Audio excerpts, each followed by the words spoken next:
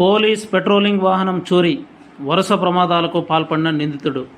వివరాల్లోకి వెళితే చిత్తూరు జిల్లా పలమనేరు నియోజకవర్గం గంగవరం మండల కేంద్రంలో మంగళవారం ఉదయం పెట్రోలింగ్ విధుల్లో ఉన్న పోలీస్ వాహనాన్ని ఒక వ్యక్తి అపహరించడం జరిగింది. నిందితుడు అత్యంత వేగంగా వాహనాన్ని నడుపుతూ మార్గం మధ్యలో ఒక ప్రైవేటు కారును మరియు ఒక ఆటో రిక్షాని బలంగా ఢీకొట్టాడు. ఈ ప్రమాదంలో వాహనాలు ధ్వంసమవగా బాధితులకు గాయాలయ్యాయి. వారిని చికిత్స నిమిత్తం స్థానిక ఆసుపత్రికి తరలించారు.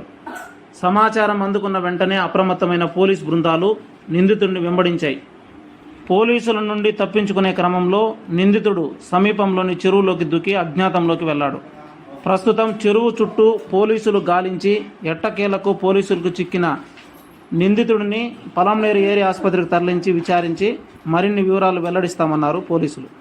బెంగళూరు నుంచి వచ్చి పలమనేరులో వచ్చి బండి హైవే నుంచి కింద దిగి టిఫిన్ తిందామని పలమనేరులోకి బయలుదేరాను.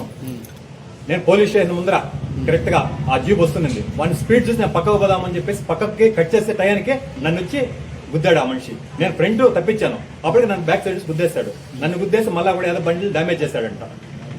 అది జరిగింది. అది నేను నా మైండ్ చెప్పే టయానికే వాడు నన్ను ఆల్రెడీ కొట్టేశాడు. రుద్రప్రకాష్ స్టాప్ ఉంటే మనం వచ్చినాడు అక్కడికి. ఈ పోలీస్ జీప్లో డ్రైవర్ ఉంటే దింపేసి ఎక్కేసినాడు. ఆడ నుంచి అరుచుకొని వచ్చినారు కొంత దూరానికి పోలీసు వాళ్ళు. వచ్చే కొందరికి నలుగుట్ల పల్లె వాళ్ళు గూటాలు ఎత్తుకొని తరుముకున్నారు. ఆడ నుంచి మన ఇంటి కడుకు డ్రాప్ అయినారు. పిల్లల్ని బాబు ఎక్కిస్తా ఉన్నాడు. ఆడ పిల్లల్ని దింపేసింది పక్కన ఆట పెట్టేసి వీడు గూటాలు ఎత్తుకొని పిల్లలంతా పరిగెత్తి వచ్చినారు.